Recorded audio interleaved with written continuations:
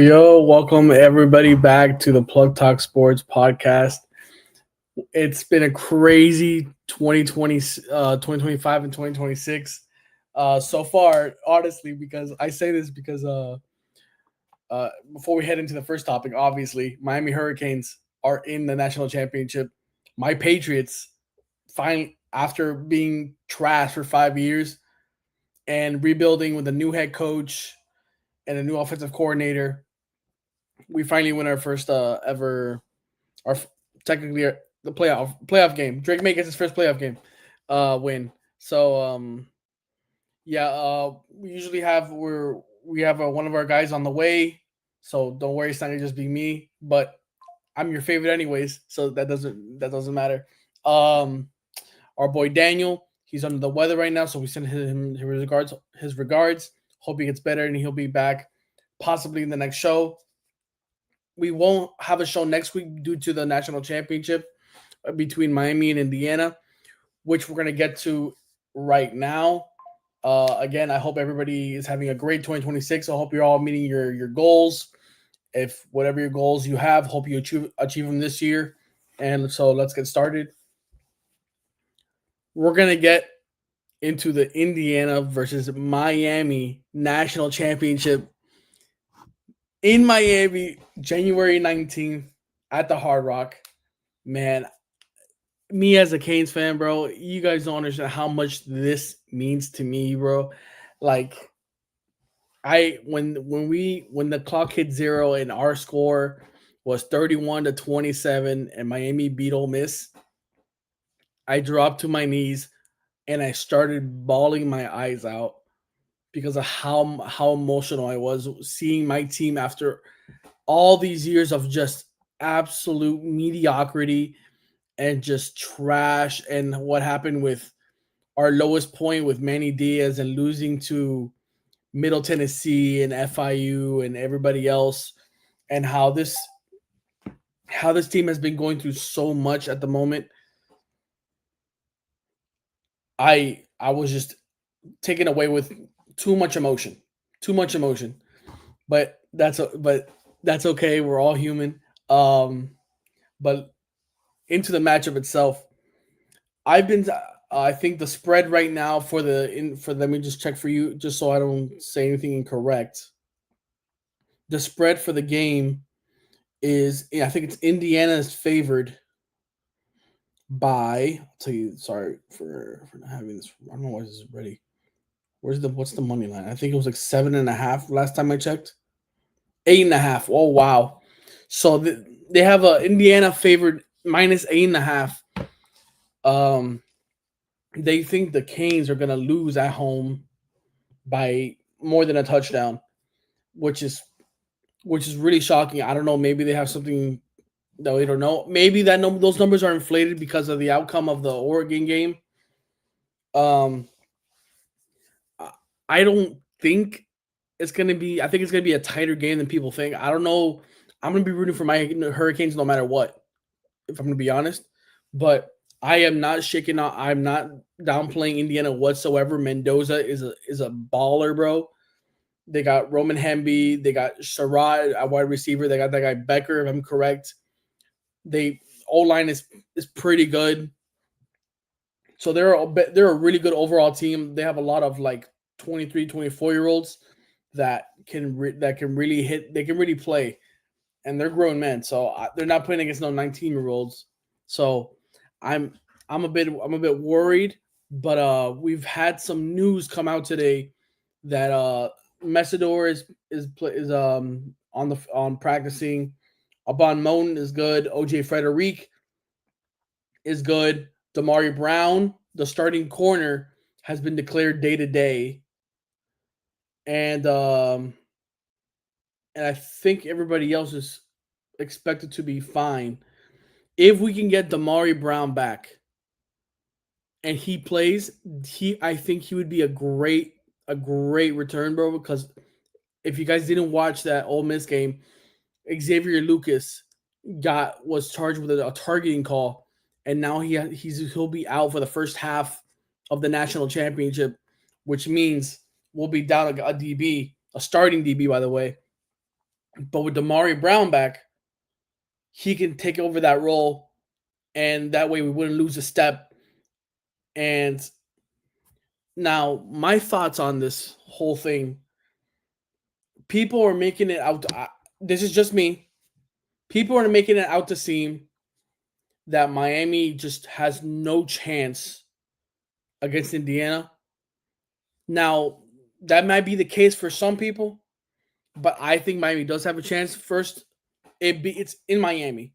Ruben Bain and the whole team is gonna go crazy at the Rock. Like, let's be honest, they're gonna be extra motivated, especially with Mario Cristobal and Alex Mirabal at the helm. I think they're gonna be super motivated to win this for the whole city. And I think that the atmosphere is gonna be rocking, bro. I'm not even kidding. I think that thing is gonna be absolutely packed to the brim. The noise, everything is. They're gonna make it really tough on Indiana to communicate on every single down and possession. I am not even kidding. I have a feeling that's what it's gonna be like. The reason I say it because I feel like the Miami Hurricanes have a better O line and a better D line than Indiana does.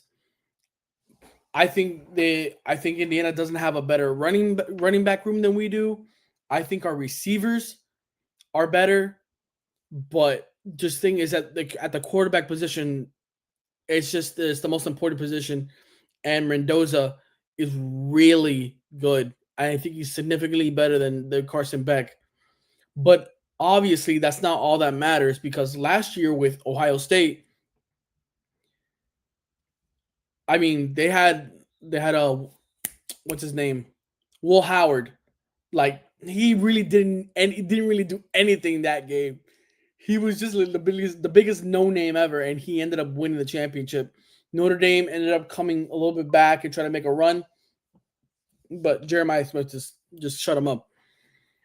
But I think with this offensive line for Miami, I think they could really bully that defensive line for Indiana, and Mark Fletcher and Gerard Pringle, and even the guy just resurgence of Marty Brown coming back in. Bro, that guy has been a monster for this team, bro. Oh my god. I didn't know. I thought they were gonna put in Jordan Lyle, but he ended up not playing the Ole Miss game because there's rumors of him entering the transfer portal. So I hate to see Jordan Lyle go if that is the case in the news I've been getting, but it's just he was injured this year and he didn't get enough playing time. And then when he did play, it just wasn't the same. He didn't have that burst and that speed anymore.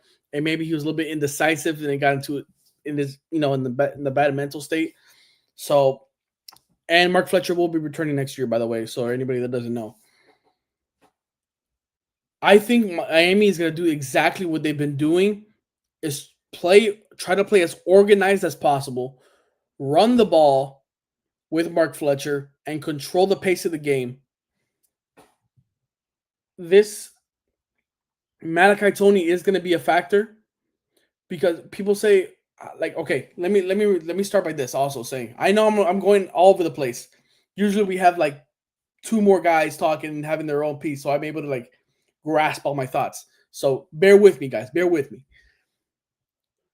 Oregon was able to score 22 points on Indiana this past weekend, and they literally played absolutely terrible.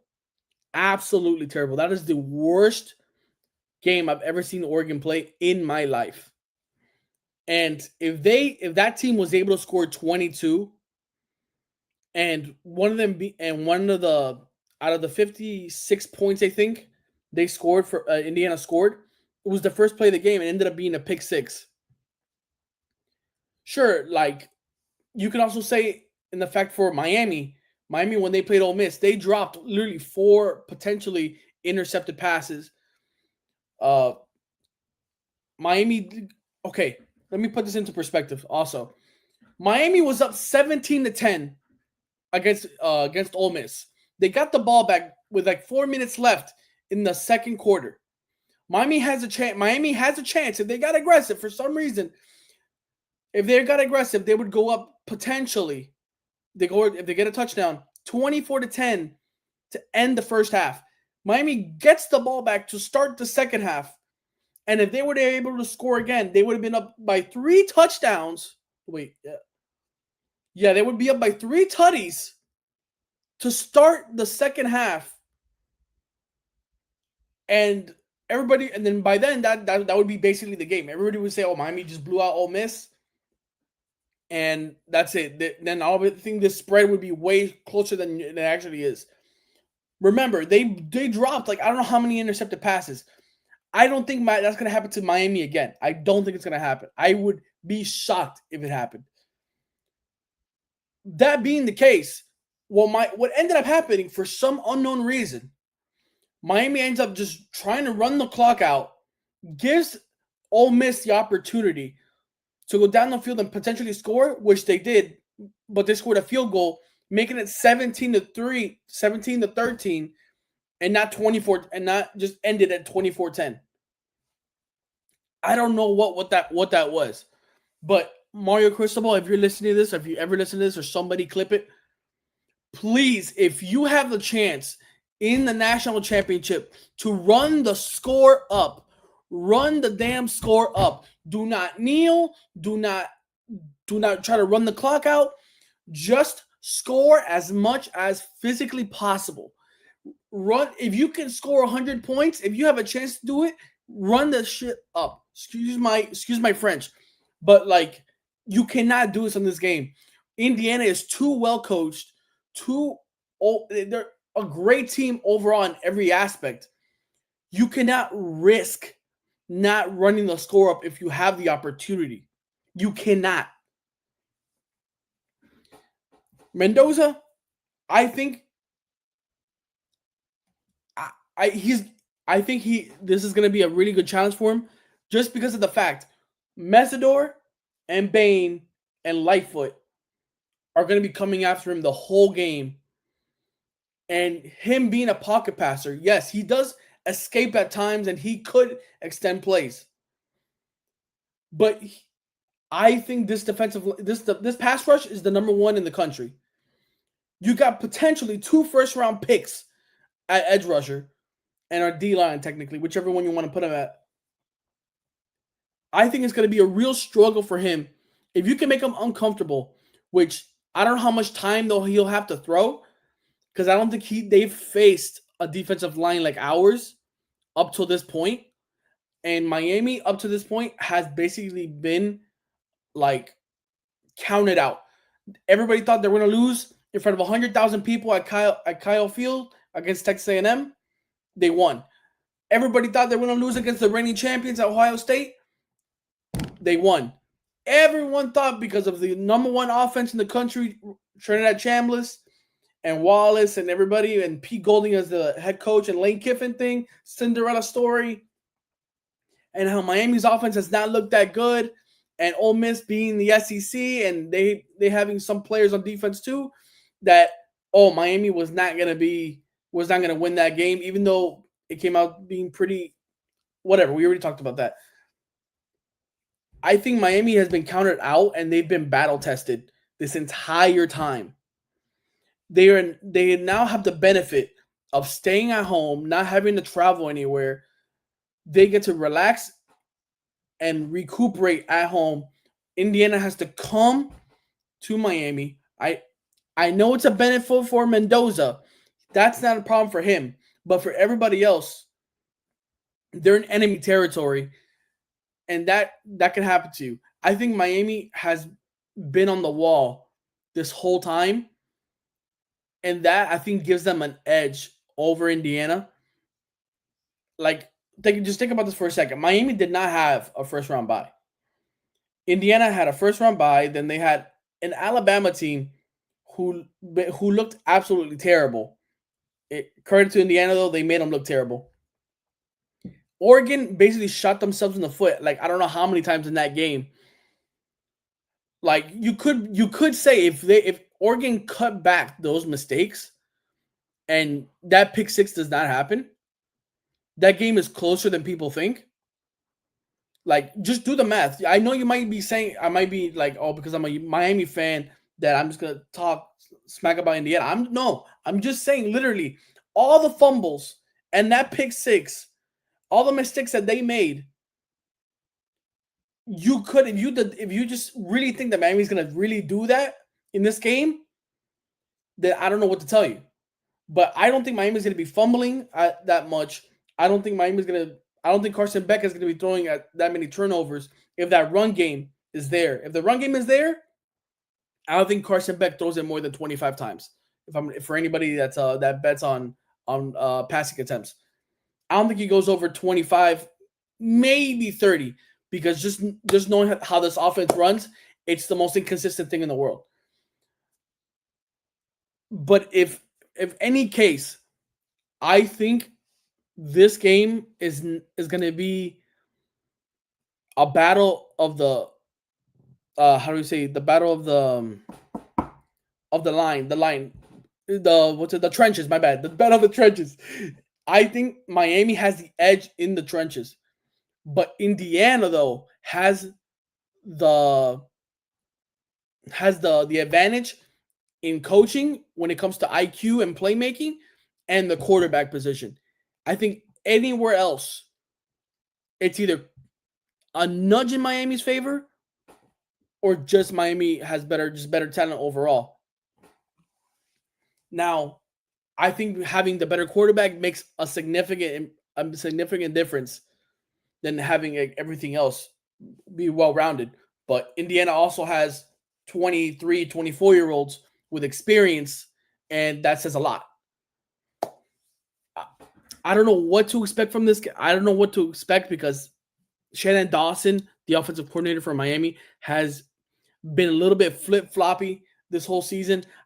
Sometimes we run the ball, sometimes we don't run the ball. When we're supposed to, we throw these checkdowns, bubble screens. Guys trying to look like Mike McDaniel out there, and there's a reason he got fired.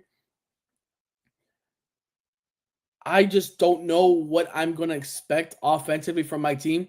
I know what I'm going to expect defensively, though. I know Ruben Bain and Mesador are going to go after the quarterback like they always do. I know the defense is going to be aggressive, attack the ball holder, and they're going to try to create opportunities for Miami to capitalize. It's just that offense right now is really scaring me. If Miami's defense can really challenge Mendoza and really give him a limited time to make decisions and put the ball in harm's way, then I think Miami has a chance. Again, for everybody that just thinks that Indiana is this juggernaut, I'm not saying that they're not great, but they had a lot of close games this year where it like that game against Penn State. That game should not have been. I know they had James Franklin, but the way that season was going for Penn State, I think Indiana should have rolled them. And then in the Big Ten championship against Ohio State, that game literally came down. Like, I think it was by 3 points. I think it was 13-10. I think, and we beat Ohio State.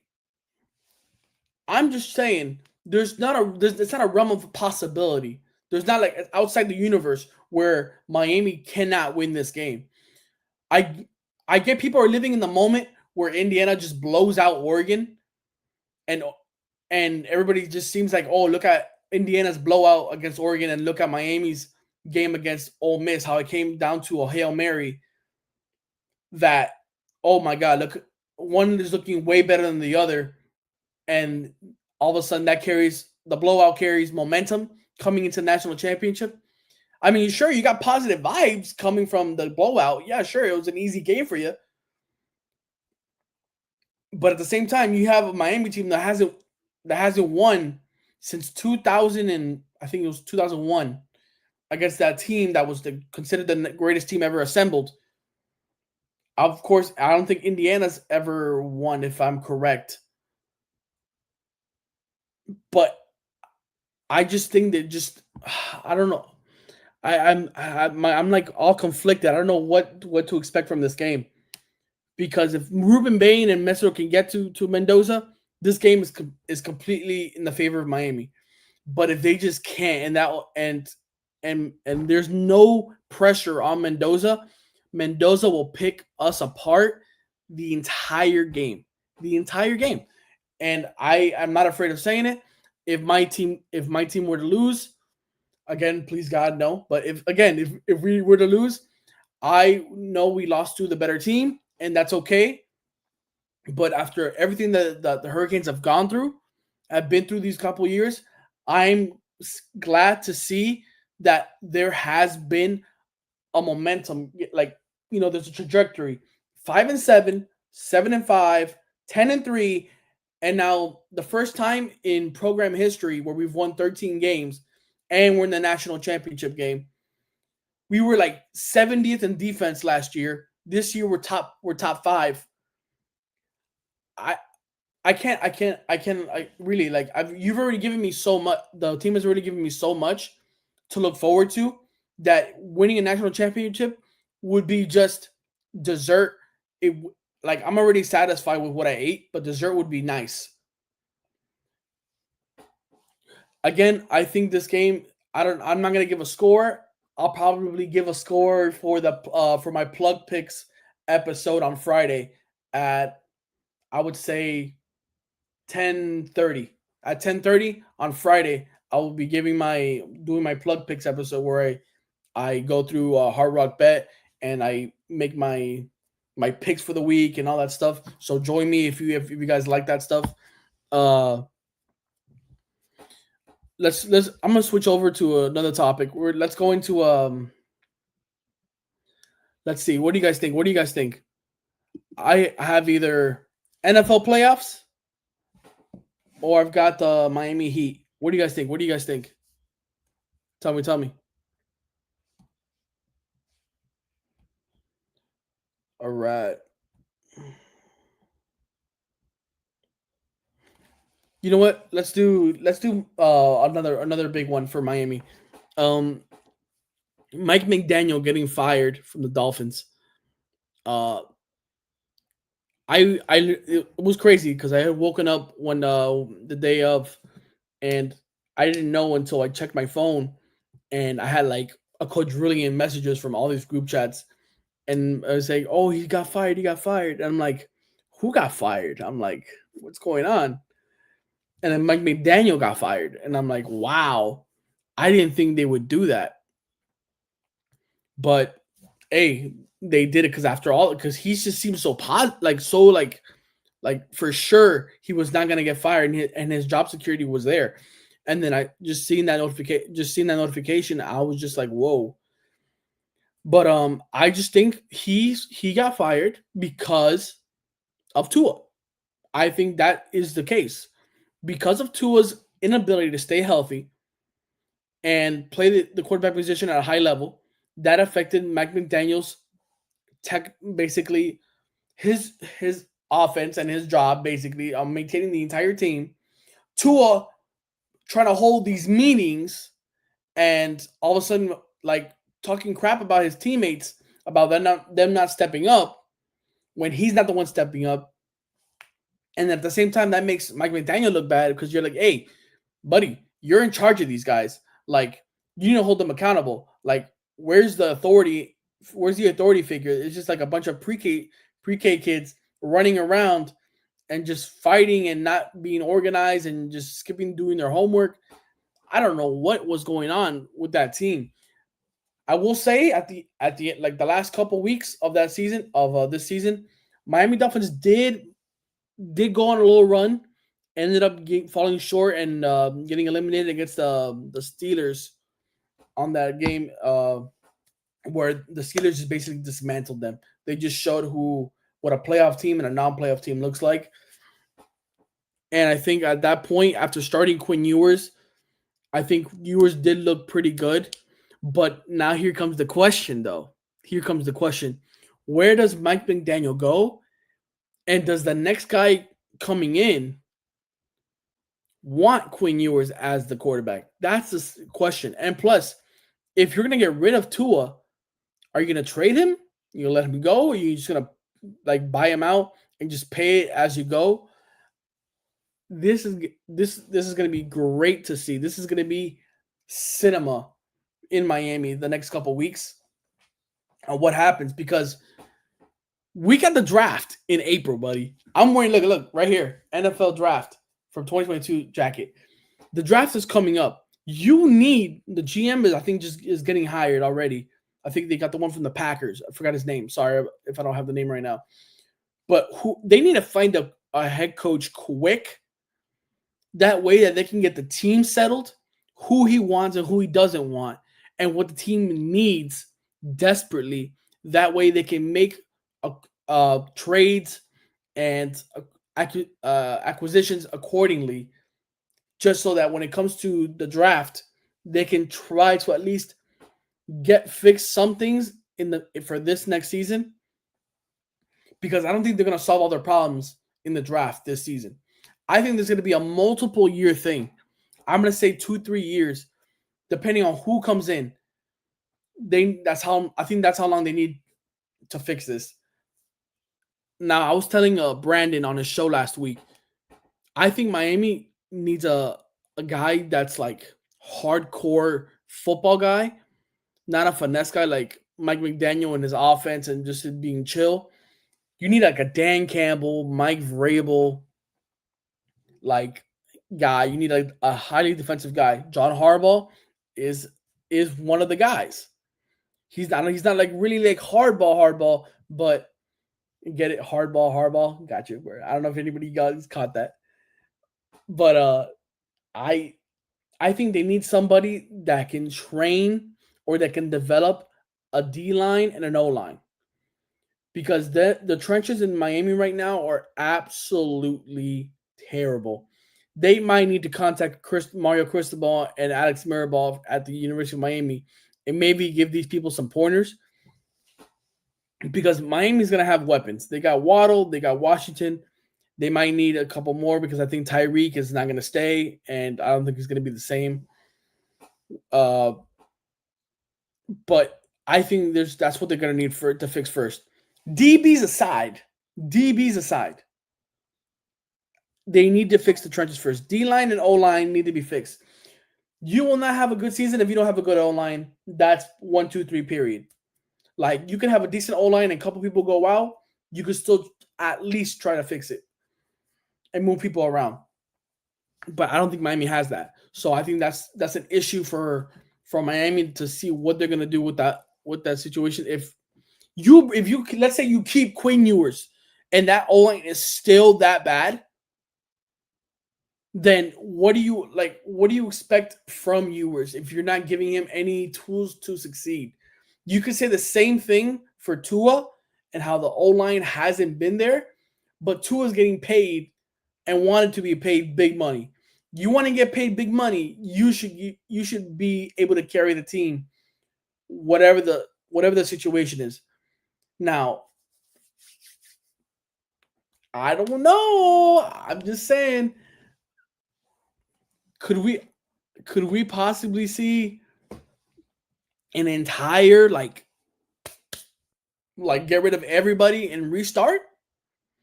I don't think that's gonna happen. I think what they should keep Chop Robinson, Jordan Brooks, Waddle, Devon Achane. Definitely keep Devon Achane.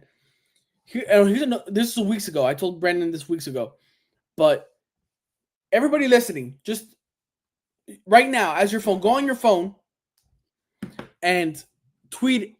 Just go in and tweet. Ask people, message people this question: if you were Devon Achane, why would I stay in the Dolphins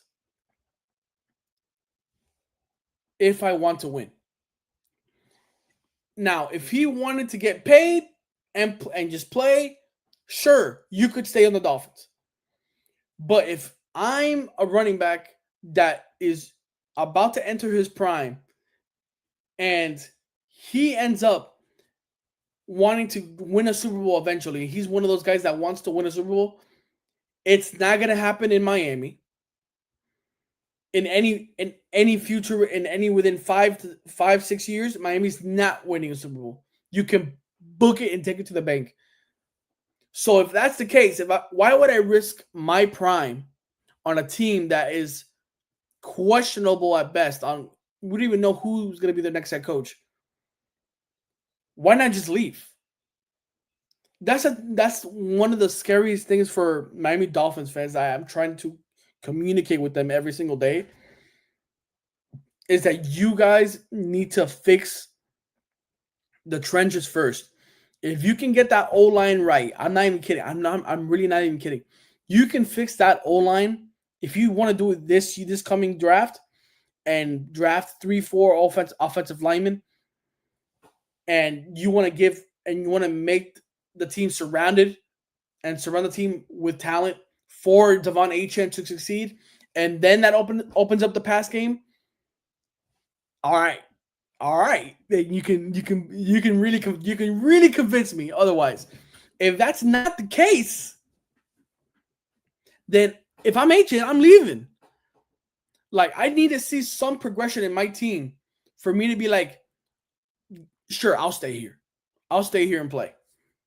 But I just don't see it happening. And I think Mike McDaniel, after just years of just like just I don't know how to explain this guys. Okay, wait, I got it. For anybody that's been watching this show for a while, with me and Daniel and Brandon, and just now Blake, shout out to Blake.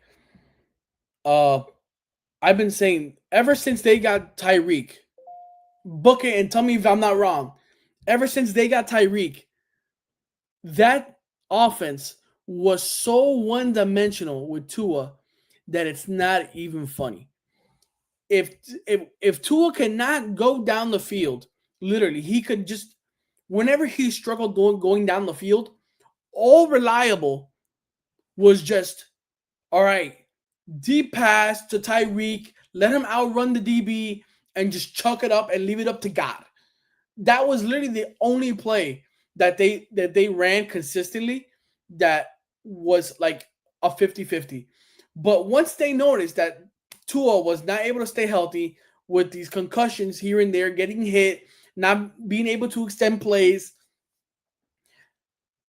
it affected the offense for McDaniel. And when Tyreek went out, oh, forget it. When Tyreek went out with his tantrums, or when he was getting doubled because teams were figuring them out, because if you double Tyreek or you take away his first option, it was over. It was basically over, and he starts to panic, and then he either throws interception, throws it away, or gets sacked, and it's repeated again. I don't think McDaniel had. I think he had a team. I don't think his offense was bad in a way. I don't think the offense was bad. But I just think the quarterback and the GM, I will say the GM, Chris Greer, was not beneficial to him also being successful. But we saw, I think it was in 2023, that team was able to make it to the playoff, even though they lost in the first round. And what's his name? Skylar Thompson was able to almost beat the Bills in that wild card game. We saw some snippets of it, but it was just not there. And especially with Brian Flores and the whole thing with holding Tua accountable and him bullying him and all that stuff. I think that was a message from like the future Brian Flores telling the Dolphins, hey, this guy has a problem. I would nip it in the bud if I were you. You're going to let me go? That's fine. But I will say, isn't that guy. But I mean, the Dolphins are going to Dolphin, and oh wait, I just got a notification. Nico Collins is being carted off the field and evaluated for a concussion. So the Houston Texans are being down the number one receiver. Let me just give you guys an update on the game right now.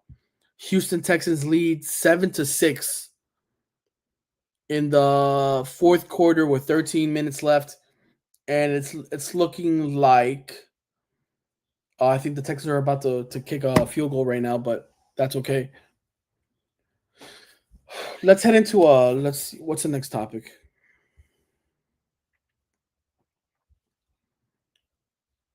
NFL. Okay, let's do NFL playoffs. All right,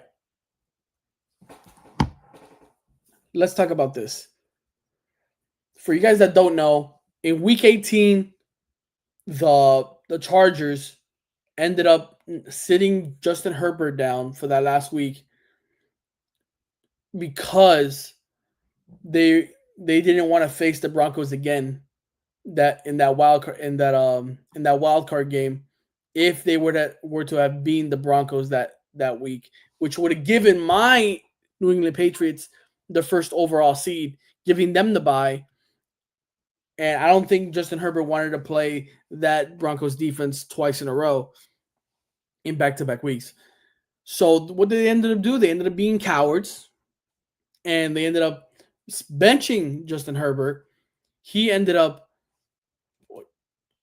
just sitting, and Miami ends up losing to the New England Patriots in week 18. We get the second seed. Broncos get the first seed. We end up playing the Chargers this just yesterday night, and we ended up beating them. I think it was 16-3. Justin Herbert looked like a deer in headlights. The offenses couldn't do anything. My New England Patriots defense was all over the place. I just think they just got a taste of their own medicine. They wanted us. You got us. And now you're in Cancun, baby. That's what happens. That's what happens. Now, the Broncos, no, not the Broncos, the Bills and the Jaguars, that game was absolute cinema. That was a great game. Fortunately, for the Bills side of things, we just got word a couple hours ago that Gabe Davis has a torn ACL, so the Bills will be short another receiver, well, a veteran receiver, and so they're gonna have to rely on what they have at the moment. It's not looking good for them. I think the Broncos have a really good defensive team, and they're able to lock down number one receivers and number twos. And I think that's going to really, really challenge the Broncos in a long way. Josh Allen is going to have to be Superman this game, if I'm going to be brutally honest. Yeah, he's Dwight. I don't know what, like, because the Broncos have a really good defense. They're going to stop James Cook from rushing. And if you could stop James Cook, you're going to have to rely on Josh Allen to either rush the ball himself and potentially risk him getting injured. I don't know if anybody that saw that game, his hand was getting a little bit irritated in that game. And then if you rely on him throwing, his receivers are not trustworthy. Besides Dalton Kincaid, who's an absolute stud, by the way, he's gonna have to rely on basically his tight ends. His tight ends are better than the receivers he has. Literally, Kincaid, Haas, and Knox are like literally his targets. If you can limit Kincaid's big plays, and you can stop the run, you really have a blueprint to stopping the Bills. And here comes the problem when it comes to the Broncos. The Broncos offense is absolute trash. Sure, they got Cortland Sutton, they got RJ Harvey. All right, whatever. That's so cute. This Broncos team has not, to me, impressed me on the offensive side. Sure, they've been winning games. They've been coming in clutch. I think they're 11-1. I think in one score games, they're the opposite of what the Chiefs were last year in one score in close games. So if I just think Buffalo's defense can really give Bo Nix some trouble on the offense. If I'm going to be brutally honest, sure, I'm just saying that Troy Franklin does not scare me. Uh, Cortland Sutton, he's good, but he's not a world beater. And I forgot who the tight end for the Broncos is. I think is it. I forgot who it is, but whatever. They just the offense is not scary to me. It doesn't scare anybody, and I think that's what is like really. Even though it is in Colorado, it is in Colorado. It is in it is in Denver, and that the altitude really does affect really does affect people. But I just I, I just think it this is Josh Allen's moment. If you lose to the to if Josh Allen loses to the Broncos, he kind of misses out on an opportunity because no Lamar, no Lamar, no Herbert, no Burrow, and no Mahomes. Like, buddy, I mean, I know Herbert. I'm saying no Herbert because he just got eliminated, but that defense could easily give them problems. You better win. I think he better win that game, which benefits me also because if he wins that game, and we let's say we beat Houston or the Steelers, we'll find out in the next 30 minutes or so. Yeah, it's 10-6 by the way for anybody watching. It's 10-6. Texans are up. In that case, my Patriots get a home playoff game in the AFC Championship if we beat the Steelers or the Texans, and Buffalo ends up beating the Broncos in Denver. That would be that would be crazy. AFC Championship with an AFC East matchup.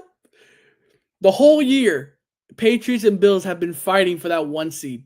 The whole year, Patriots end up getting the one seed. They end up getting the AFC East. Patriots get it. Now for the AFC Championship game, the Patriots could possibly host the AFC Championship game if the Bills are able to upset the Broncos. Oh my God. Oh, wait. I just got news. Just news. Breaking. Aaron Rodgers got sacked by Will Anderson, and it's recovered by the Texans and scooped and taken back for the end zone for a scoop and score. It is now 17-6. Houston Texans with 11:23 left in the game. Absolute madness. This could possibly be the very last game we see Aaron Rodgers play in the NFL. Oh my God, the Texans are looking like a really scary team defensively if they were to pull this game out. But continuing, the Rams. Let's switch it up. The Rams and the Panthers. I said last week. I said last week to Brandon where I think this game was gonna be closer than people think. People think. I think Bryce Young has been playing really well. I think that the offense for the Panthers has been playing well. The defense is being motivated. They were on a tear. They're at home. I get it. They lost, guys. I know they lost, but just like they got the playoff game. That's all they wanted. They got the playoff game, and I think they came out despite them losing. I think they came out of that knowing that their future is bright. That defense actually played pretty well. My boy Mike Jackson from the U ends up intercepting Matthew Stafford. No one thought that would happen. They gave Matthew Stafford and and Puka Nakua and Devontae Adams a run for their money, and that money almost ended up cashing in. And but what's his name? Colby Parkinson came with a crazy catch in the end zone, putting them up. But man, if it really came down that close for a team that was considered to be one of the favorites to win the Super Bowl, I think that says a lot about that team, and I think everybody should be worried about the Panthers next year. Oh man, I'm just that game was super exciting to me, like, super exciting. And I think we had one more game. I'm trying to forget. Oh yeah, Packers and Bears. I gotta give credit where credit is due, bro. I was not a Caleb Williams fan coming out of college. I just think he was a bit overhyped. I mean, I maybe it was because USC wasn't that good of a team, and I just think he was just a little bit overhyped coming out of the draft. I think Caleb Williams should have been a second round pick, not a first round pick, in my opinion. That might be a hot take. That might be a hot take, but just bear with me. Um, I kind of feel disappointed. I'm kind of disappointed in the Packers. I know they didn't have Micah Parsons, and that did make a difference in the pass rush. But in that, but still, you got to play with what you have. And Ben Johnson and Caleb Williams has had a crazy good year. They've gone. They were I think 11-6. You gotta give them credit, bro. They did good. Now I'm only disappointed in Jordan Love and LaFleur for also losing this game. I think I'm probably one of the only people to say this live on air, but I personally think that I think it's Malik Willis runs the Packers offense and makes them look better and play better than Jordan Love. Call me, say what you want. I think Malik Willis runs the offense better and gives them a bit more dimension when he's at quarterback than Jordan Love. That I'm just saying. Go look at the tapes. Whenever Jordan Love was struggling and he ended up not being it, like they were just struggling to score all game, and Jordan Love just gets sacked and he has to run to the 10 or whatever. Malik Willis comes in and instantly you could just tell that he's just going bing bang boom down the field, touchdown. And I'm like, whoa, where has this been? Whoa, whoa, whoa, whoa. I'm like, hey, Packers, make Malik Willis your starting quarterback. Trade Jordan Love to, I don't know, Arizona or something, because I think Malik Willis, you should at least try him out. Jordan Love, to me, he's good, but he's not a game changer. So I would suggest trying again with somebody else. Now I could be crazy. Call me crazy what you want, but that's just me. Uh, let's see here. So what we have for the divisional round, I'll tell you guys right now. We spoke about the Bills and the Broncos, 49ers and Seahawks. 49ers have had a crazy good run. Their team has been decimated with injuries. They've been playing super well. Mac Jones came during the middle in like the beginning of the year and actually made the team look really, really good. They won that crazy game on Thursday night against the Rams, which I was able to cash in a crazy parlay for like $2,200, bro. It was crazy to me. I don't know how I won that. It was really magical night for me. But besides that, I just think Seattle having that bye, they're rested up. The defense is ready.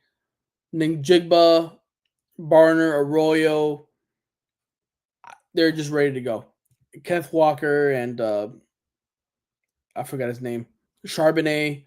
Yeah, I think the 49ers are going to be banged up. and unfortunately, they're playing on a six game rest, 6 days of rest compared to the Rams and the Bears, where they're going to be playing on 7 days of rest because they're playing on Sunday. The 49ers and Seahawks play on Saturday, and also the Bills and Broncos. So that does play a part in the game, guys, where the Bills are playing on a 6 day week compared to the Patriots and whoever they play, and the Rams and Bears on a 7 game rest. So pointing that out to everybody, pointing that out. I think the Seahawks win the game. Uh, the spread right now is at 7.5, which seems I can get behind that. I just think without Kittle now, Kittle with a torn Achilles. I hope you get better, bro. Love you, man. I just think they're gonna be out. I think that defense is gonna be really, really aggressive on the 49ers. And unfortunately, the great season they've been having, and Shanahan has been coaching great this year, had falls short, unfortunately, but I think they go out and they at least try to fight in most of the game, but then the Seahawks end up just extending the lead at the end. Let's see here. Rams and Bears. Guys, I don't know. I don't know what to think of the Rams and Bears. On one side, I can see the Rams blowing this team out because I don't think the Bears have anybody that could stop Puka Nakua. And the Rams have been the Bears have been playing really well though. I'm not gonna lie though. The Bears have defense and offense has been clicking. They are on a roll and they're hosting in Chicago, which does benefit the Bears. The spread for that game is 3.5. The Rams are favored in that game. I don't know if that is the case. I would love to see the Rams go on because I think that's my NFC at the beginning of the year. I think the Rams were going to make it. I just think their team is really, really good whenever they lock in. But I think playing in Chicago, and I think that game's going to be super, super cold, especially with the cold front coming. Uh, I think the Chicago Bears end up continuing and winning the divisional game and upsetting the Rams. And the Patriots, we're waiting for the Texans and the Steelers game to finish. It's looking like right now the Texans are going to be the team to face the New England Patriots in Foxborough.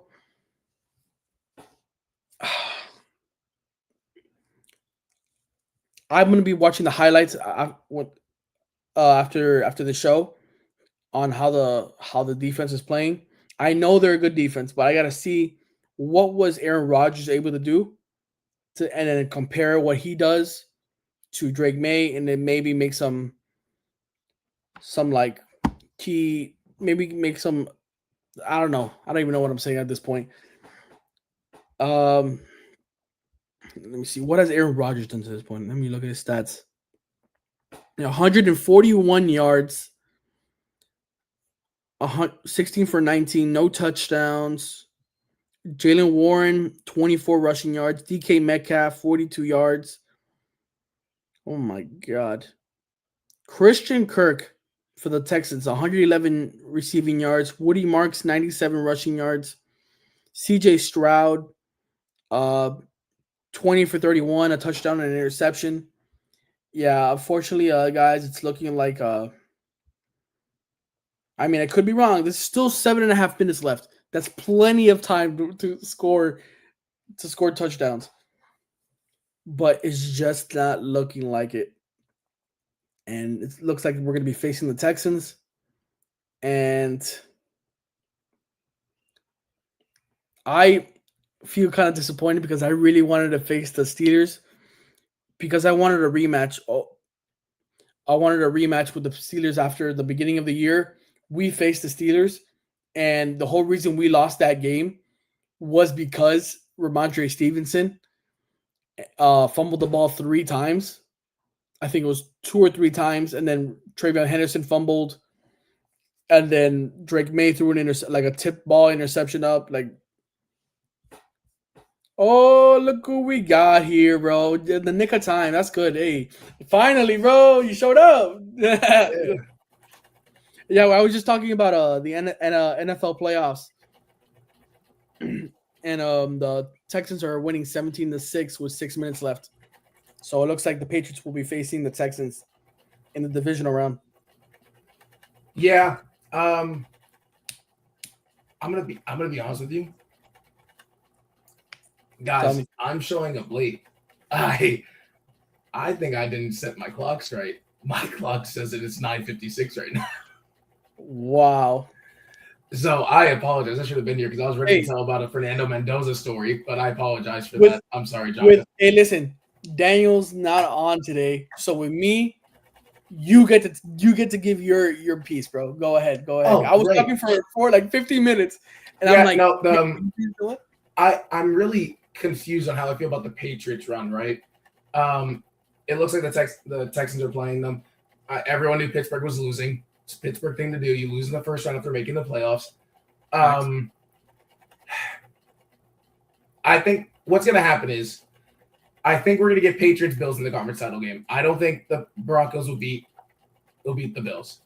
Do I want them to? Frick, yeah. Can I be honest? There's a massive Bills fan on the other side of my wall behind this camera. So I'd love if we beat screw it, I'm a Broncos fan for that game. If the Broncos beat the Bills, I think the Patriots beat the Texans. I just think they're better in every facet besides rushing the passer. Yep. Patriots make the Super Bowl. Patriots Rams. Jonka, I've been on it all year. You should remember from week 1, I said the Rams are going to the Super Bowl. I also said the Ravens were going, but we'll ignore that. I said the Bills. Yeah, but my Super Bowl pick, I picked the Rams to win it. So I feel good about that, especially since the Eagles are out. I thought the Eagles could beat the Rams. I think every team left the Rams could beat. So that gives me a lot of confidence. Yeah, I was pissed. I had a good story about Mendoza. Go ahead. You can tell me. Well, in 2019, Mendoza was the backup quarterback at Columbus High School. Mm-hmm. In 2019, I played Columbus. Okay. At Western High School, and I had more snaps in the game than Fernando Mendoza. Wow. I had more snaps against Fernando Mendoza than he had against me. So that was like a thing I was going to throw in there because I didn't even realize he went to Columbus. Yeah. I saw him play in the championship. Mm-hmm. Oh my God, dude! I want to know before. Like I know this. So with me, I'm sorry. I showed up so late. This show's gonna be a little bit extended because perfect. This is like perfect. I just want to see how the ending of this game goes. Anyway, so we got plenty of time. So what's your take on the Indiana Miami game? We got extended coverage, guys. Extended coverage. Okay. I've been a Miami fan. We haven't been live for a while. I have been against Miami almost the entire way. As a Miami fan, I just did not think we'd get here. I thought we beat A&M. That wasn't a worry for me. I knew we would beat A&M. Ohio State didn't think we were going to beat Ohio State. Didn't think we were winning that game. All of us were like, really? I said, give me Ohio State minus 17.5. Easy. I didn't expect the defense to show up against these top tier lines this good. I know. I thought Ruben Bain and oh my God, the number 3 on the other edge. Yeah. I know that they were getting the quarterbacks in the ACC. But I was like, no, not against Ohio State. Boom. All over them. I couldn't believe it. And then Ole Miss, I was like, we actually might win the Natty. Like we might actually do it. And then the final score of that game does not entail how close that game was. Not one bit. Miami dominated. Miami was the better team, start to finish. You can maybe say there was a 5-minute game period where Ole Miss was the better team. But I would say start to finish overall, Miami was the better team. But then you get down to Miami and Indiana. And Indiana is Miami, but is everything a bit better? They can. The only thing that Miami does better than Indiana is power run. It's the only thing I think they do better. And edge rush. You would say edge rush too. Yeah, but here's the difference though: is they had 2 6-year seniors on the edge. That those are grown men. Now look, I like Francis Mauigoa a lot. Big fan of Francis Mauigoa. I was shaky on him to start the year because in that Notre Dame game, I was sitting there and I'm like, there's been a lot of just pass rushes that have gotten him, but he's calmed all that down. He's here. He's real. I think they have better playmakers all around the offense. I love Daniels and I love Malachi Tony. I think their offensive weapons are better. Marion is their quarterbacks. Huh? Keelan Marion has been going off. He's been like a blanket for crazy. Here's the thing: is I don't think Mendoza is going to be a good NFL quarterback, but I think he's better than Carson Beck. I'm still a Carson Beck hater. Mark Fletcher, dog. Not saying anything about him. The defensive secondary scares me at times for Miami. At times, because when we sit in zones, they get a little greedy on the outside. And when I say outside, I don't even mean the corners. I mean the safeties. The safeties will start getting a little too aggressive. That's when you've seen us get beat. That worries me. It's just when you go look at that Indiana starting 22, they have 2 guys there that aren't 3+ year starters, not play starters in college football Division I level. That's terrifying. You have to think a 3-year starter in college football is a 7-year vet in the NFL. That's almost where that's at in comparison. So, you start thinking like who are 7-year vets in the NFL, and you're like, oh, well, they don't make big mistakes all the time. They just don't because they already know what's going to happen. They've seen almost all of it. I just don't think Indiana has faced a defense like ours, or even like a pass rush like ours. Has Mendoza really been tested? I think the only team you could say that Oregon is Ohio State. And that game was super close. And they were able to get the first time was able to get to him, and he didn't look good in that game. And this is at home in the Rock. Everybody and their mama. Can I tell you something? I didn't even realize because I wasn't even thinking about us getting to the national championship, so I never even thought to look at where the national title was. And then I have a friend of mine. She posts on Instagram that she's selling her ticket for $4,500, and I'm like, why did she buy a Natty ticket? That's random. It's probably in like Arizona. I'm like, wait, we just played in Arizona. That can't be there. Oh, it's probably Mercedes-Benz. Oh, wait, they just played Mercedes-Benz. Where's it? I look at Hard Rock. I was like, I couldn't believe it. I'm like, I can't believe it. What's the line? Jocka, you know this. What's the line? It's 8.5, Indiana. If that doesn't scream upset to you, that does not scream upset to you, I don't know what does, bro. Miami with all the crib kids playing in Miami. I'm not saying that Miami's like gonna win. I'm not saying they're gonna win. I'm just saying how motivated are they gonna be to be the first team ever to win in your own stadium? You're probably. Oh yeah, Georgia didn't do it. That's right, Georgia didn't do it. I thought they did it at the Mercedes-Benz. No, they lost to Alabama. Mm-hmm. Oh, bro, geez, dude, there's especially no way. in Miami, bro. Ruben Bain's gonna go off. Bryce Fitzgerald's gonna go off. Malachi Tony, bro. Every Florida kid. Where's Mendoza from? Bro, that's the one thing. That's only him. Everybody else is like, okay, yeah, this is a national championship, but like, what doesn't really mean as much as for them than it does to Mendoza and the whole Miami squad. I don't believe that though. I think it means more to Indiana than Miami. Because bro. No, because look at the tradition of Miami. Everyone's on, oh, the U's back. They're back. They haven't. They won 2 bowl games. Technically, they technically won what is 2 bowl games, and they're back. They're here. They're back. They're staying. Michael Irvin's belt to ass on the cooler with the other team's jacket.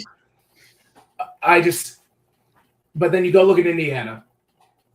When they won their first Rose Bowl, it's the second one they competed in. The last one they competed in was in the 60s. The 1960s, right? 2 years ago, they had, get this, right? They're undefeated right now, right? They still have the worst Division I record in NCAA FBS history. Wow. Aaron Rodgers threw a pick 6. Oh. And I was going to bet on him throwing an interception today. I'm like, what's the likelihood of this guy actually throwing an interception today? Those picks. My God. Well, yeah, now you can probably call it official. Yeah. Like, it's just, you have to think, right? And all those guys are 6-year guys, 5th-year guys, right? This is, for most of them, this is the last game they will ever play college football, or maybe even some of them, football, right? You know, we went through a stretch in the early 2010s where these teams that were going to the Natty, they weren't getting a lot of guys drafted. They were just all older teams. Like that year, Jameis did it with FSU. Yeah. They only had 6 guys that year and the year after get drafted, right? Like it was just a lot of older guys that had been there, and that's what this Indiana team is. That could also be the Indiana's disadvantage because it's their last game that might be amped up trying to make a play so much. But I also think Miami has been bailed by teams that are just not good at tackling. A&M, bad at tackling. Ole Miss, bad at tackling, right? You want to know what changed the game in that Ole Miss game early on? When Malachi Tony broke that double tackle at the line of scrimmage and was able to get 3 yards for that first down. That's an effort right there. Can I tell you something? Against Indiana, it's not happening. It's just not. I've seen too much out of Indiana to go, oh, yeah, Malachi Tony can just rip through a linebacker and a safety compile tackle. They just can't. My logic when it comes to that game, to the championship, is this. I'm comparing it to what we just saw against Oregon. Oregon, despite how bad that game was for them, they were able to squeeze out 22 points. Yeah, but dude, they took the gas off the pedal. I mean, they're going to put off. I know. I'm just saying. But if it wasn't for Oregon playing an absolute trash ass game in probably their worst game in history, I think the game is closer than people think. I mean, bro, for pick 6 in the first pick in the pick 6 on the first play of the game, like, do we all expect that to actually happen in the national championship? I wouldn't say Clemson. Clemson did it. Johnny, here's the thing is, I was on that trail with what you were saying on that Indiana-Ohio State game. I've never seen Ohio State play worse. They did everything wrong and they were in that game. I'm at the point where I'm just thinking, I think it's just Indiana makes them do this stuff. And when you have a head coach with a group of young guys in their 20s, like 24, 23-year-olds, or maybe a couple 25-year-olds, some of those 6 years that might have an early birthday. Like, dude, if there's a guy that's willing to die for you, never changes his attitude on the field, and is locked in at all times, like Kurt Signetti, bro, that does something, right? Like when they show the video, when they on TV switch to Mario Cristobal on the sideline after something not that good happens, he looks like he's freaking out. He's like he's doing that on the sideline. You're sitting there, you're like, what? Oh my God, my coach doesn't even know. Oh God. Kurt Signetti doesn't matter. He's just like this. They score a touchdown. He goes, and that's it. It's no reaction. I'll be honest. I think 8.5 is a fair line. I would debate even 10.5 or 10-point line. I don't know. I just don't. Dude, trust me. There's nothing more I want than Miami to win it. I'd love it. Oh no, bro. I'm just obviously I want Miami to win. But we're realists. I just think the difference is going to be the time of possession on can Miami keep the ball away from Indiana and keep the game close, and can Ruben Bain and Messidor really disrupt Mendoza in a way where like it doesn't give him enough time to throw. It does not give him time to make his reads. Can I be honest? I think that's more on the secondary because this is a pro-style Indiana offense that wants quick hits. So you need to take – if you can get his first 2 reads out, that's when Ruben Bain and Messidor can go. If his first or that second read's there, because the first and second read, this is fun with Indiana, the first and second read's always on the same side of the field. Always. The second read is never on the opposite side. So you have to basically take away one entire side of the field, and then that's when your pass rush can get him. I will say I was going to tell everybody that O.J. Frederick, potentially Damari Brown, starting corner Damari Brown, might be back for the championship. Okay. Ahmad Moan, defensive line, he's healthy to go. And I think there's one more. Elijah Lofton, the tight end, is questionable. But that's okay. We're deep at tight end. So I mean, he's really good. He's like a baby Debo, but it's okay if he doesn't play. Can I ask you a question, Jocko? Yep. That hit on Malachi Tony that they took away targeting, right? I personally wouldn't have called it targeting.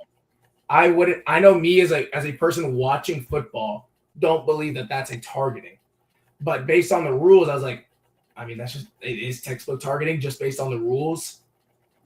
I don't get how you take that away. Tony or the one on Xavier Lucas? No, the one on Malachi Tony. Where he came over the middle, guy lit him up, and the guy was injured on the floor. Malachi Tony got up and just went straight to the sideline. Yeah. I was like, technically, based on the rules, he hits him shoulder and chest, but his helmet is down into his face mask. That technically is textbook targeting. Don't get me wrong, for the love of the game, I'm happy it wasn't a targeting. But I don't know, dude. College football's in a weird spot with that. If Damari Brown comes back and plays this game, he'll probably take over the spot where Xavier Lucas is because he got ejected for targeting. And because of that, now he's out for the first half of the game. So if you can just have him and if you could do a really good job in that first half and you get another starter coming back in for defense, that does help Miami in a certain way. I would tell Brown, don't even go on the field. I want you to be in the film room. We'll give you the plays live of him. I want you to be doing film breakdown the whole first half of him. See what he's doing that game. See how his steps are working that game. We're going to play for Xavier Lucas then. No. When the second half starts, because he has to miss the first half. Okay. Because I was saying, when he comes back in the second half, because guess what? If you're watching film that day, you know exactly what he's doing. You're going to see it. You're going to know what it is on the field. That can also just be very nitpicky. I'm a very nitpicky person when it comes to game planning. Dude, I don't. Let's see. I'm having a shit week, man. You know, it's okay. I'm having a great week. Bills beat the Jags. That sucked. I'm in the Natty, and I just won my first playoff game before the Dolphins could. So Patriots won. That sucked. Marlins actually doing pretty good. They're making some good prospect moves. But then they got rid of Edward Cabrera, my GOAT. They got rid of him. Oh, yes, right. We had one more topic. It was going to be excuse my French. What the F are the Heat doing, bro? It's so bad. What has it gone to, bro? Like, seriously, everybody watching about the Heat. I'm about to get into it, bro. Like, I called all this, by the way. Get rid of Hero. Get rid of Bam. Trade them all away. Get as many picks as possible. Fight for that first round pick back that you traded for Terry Rozier. If not, sue the NBA for I don't even know, corruption. Do whatever you can to make this thing right, bro. It's my God. So, Jockey, you want me to have the GM job is what you're saying, because I said all this 2 weeks before the season. I said all this at the draft.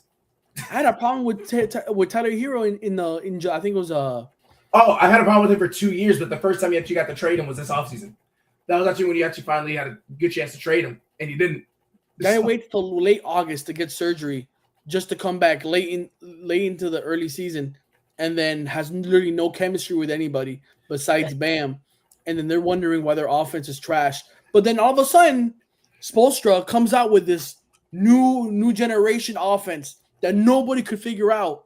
But then for some reason on NBA and TNT, you see Haslam, Bam, and I forgot who else on national television explaining to the entire NBA who can't figure the offense out how it works. And ever since that moment, Miami has been absolute trash. It's because Jockey, do you want to know why? It's because they've had you could, even with people knowing the offense, it still could work. The issue is that Norman Powell has been playing one guard, and now that Tyler Hero's back, he's been playing the one, which, by the way, neither of them are ones. This team doesn't have a point guard. So how can you play a system where you need a point guard and then a pass and a two that could pass? Tyler Hero and Norman Powell as passing two guards are good passing two guards. But if you don't have a point guard, the system doesn't work once someone figures it out. And they figured it out. They draft a point guard they draft a point guard, but then they don't use the point guard.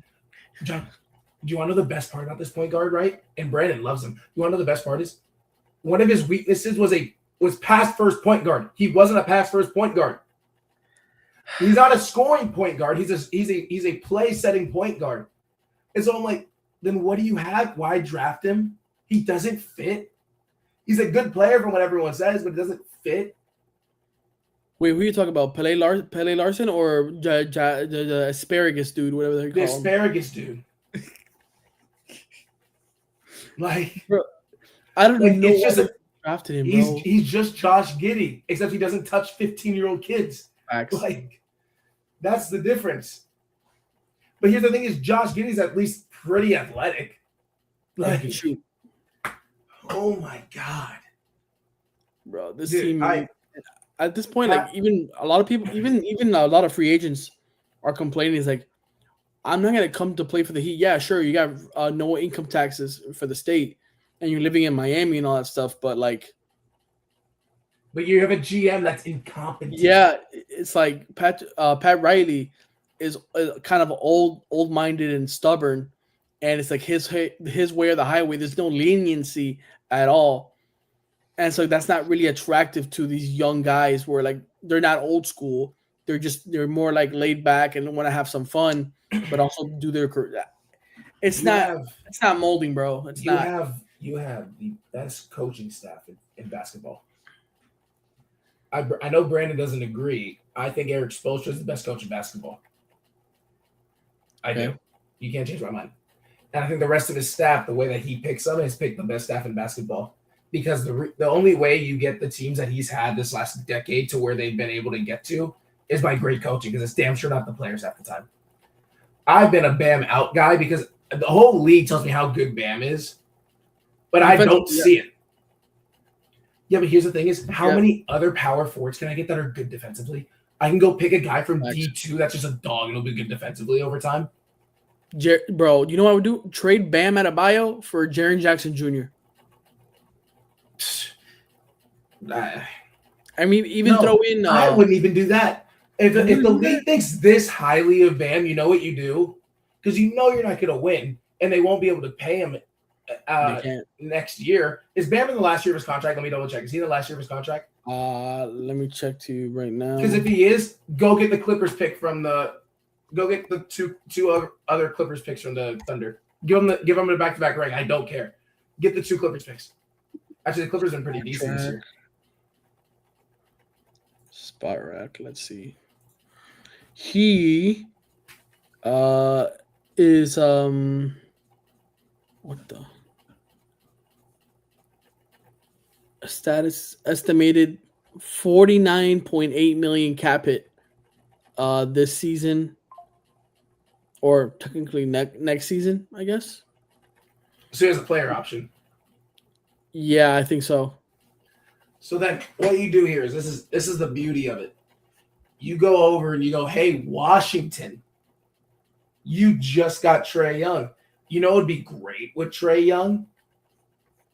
Bam Adebayo. And guess what? Give me Keyshawn George right now. Exactly. And guess what? They would suck for 2 years. So what you do is you get 2 first-round picks from them.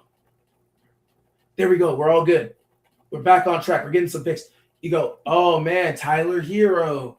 Jesus, man, we can't have you. But the rest of the league, for some reason, thinks you're an actual decent point guard. Even though everyone knows you're really a 2. They all think you're a point guard. So what are we going to do? Wait a minute. Who can afford this contract that needs a point guard? Oh, the Utah Jazz. Wow. That could be possibly 2 first-round picks right there. There you go. There you go. I just got you 2 first-round picks in the next 2 drafts. No, I just think the problem with it's not the draft picks itself, it's who's choosing the picks. They just keep drafting role players. It's pissing me off. It's consistent role players. I can't do this anymore, Blake. Bro, I can't do it. They don't draft talent. They just draft people to help them in the future or just trade away. You know what's crazy is if LeBron was drafted into the Cavs and then got these kind of draft picks his whole career, he would have never left the Cavs. The issue is you don't have LeBron. That's it. You don't have LeBron. You have bums. Your best player is Norman Powell. Bro, it's ridiculous. It's so bad. And Jaime Hawkins is having a really good year, and it's like they're just putting it to waste, bro. You guys were complaining about him last year. He has a good year this year, and then it's still shit. Trade him too. Jonka, you got to understand. Whoa. No. Lock in. This is why. If it's the only sport where one player makes the world of life difference. It's the only sport. Until you get that guy that you think could win you a ring just based off him, I agree. Get rid of everything and try to get him.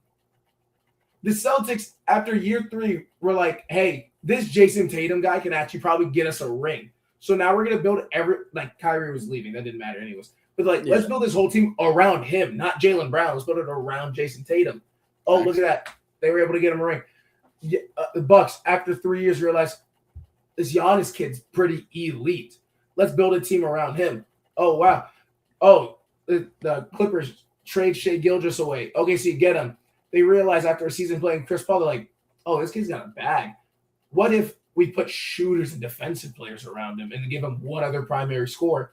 Oh, look at that. You can do it. You get the one guy and everything else you can fill. It's not that difficult to fill out the rest of that roster with decent players. That's why everyone gets so mad at teams that have a superstar and can't fill a roster. It's not that hard. It's not. I get so bought into it because it's so ridiculous. I just said after, it's like besides the Heat getting Dwayne Wade in 2003, that's it. It feels like they just stopped trying. What was the last good Miami Heat first round pick that you go, oh yeah, he played most of his career with the Heat. It was a difference maker for the Heat franchise. The closest I can think is probably Tyler Hero. Well, he didn't play in 2 of the finals out of the 3 they went out of the 3 they went to with him there. No, he didn't play in one of the conference finals and didn't play in one of the finals. So you're like, okay, so he's not that big of a difference maker. The only time the Heat actually you can make an excuse for them not winning was in 2020 in the bubble when Bam went down and then Dragic went down. No, they shouldn't have beat the Nuggets. They shouldn't have been. No, 2020. I know, but the Lakers. When they lost to the Nuggets, they shouldn't have beat the Nuggets. Oh, no. They weren't going to beat the Nuggets. Yeah. No, but in 2020, that series went to effing 6 games, bro. Mm-hmm. Your best defender and your leading scorer were out. And you mean to tell me that he wouldn't have won?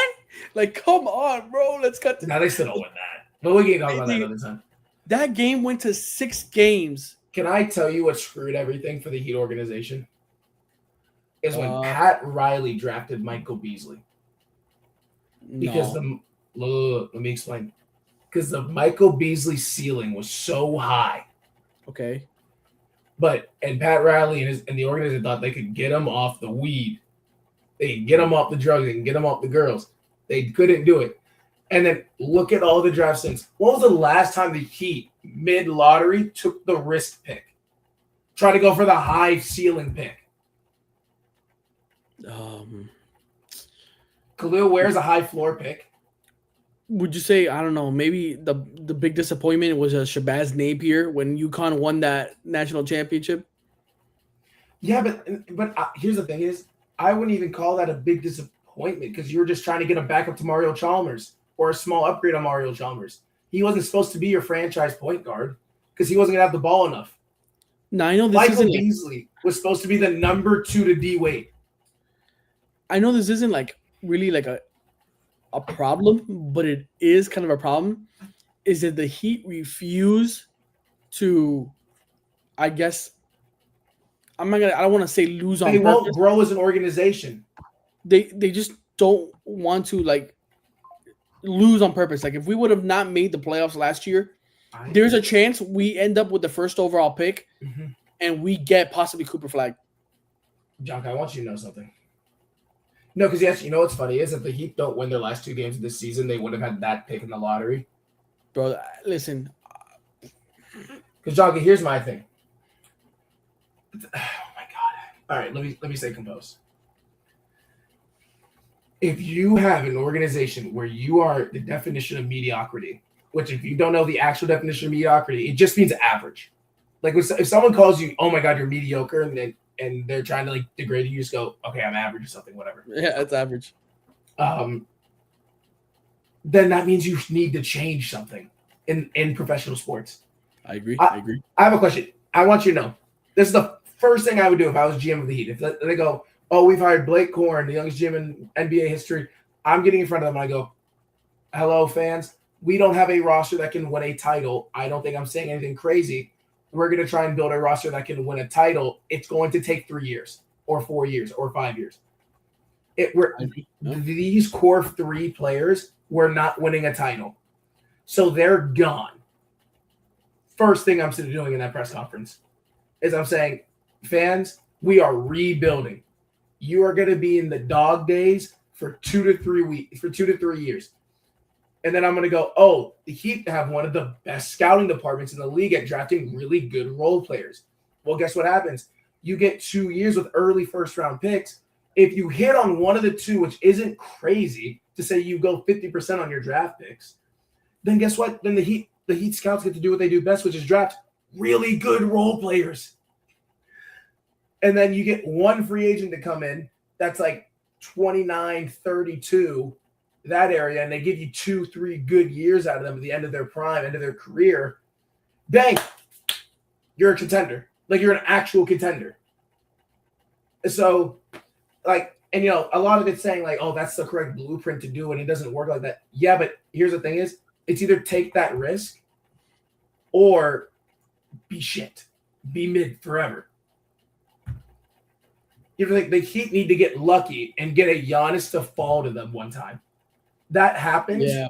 That happens once every 25 years. It's just like whenever the Heat have a chance, I've been saying ever since Dwayne Wade being the star, they would rather work hard, super hard for their points than draft players that can get easy points. Yep.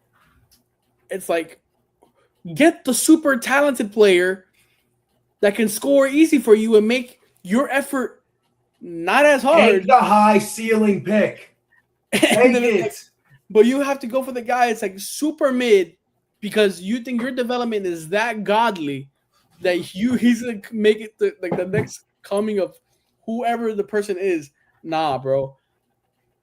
I mean, it's so egotistical. It's so out of date. Michael Beasley pick, I think, changed a lot in this franchise because they realized, oh, going for a high floor doesn't work. We need a guy that wants the culture. I'm like, no. You draft a lot of guys that fit the culture. That's perfect.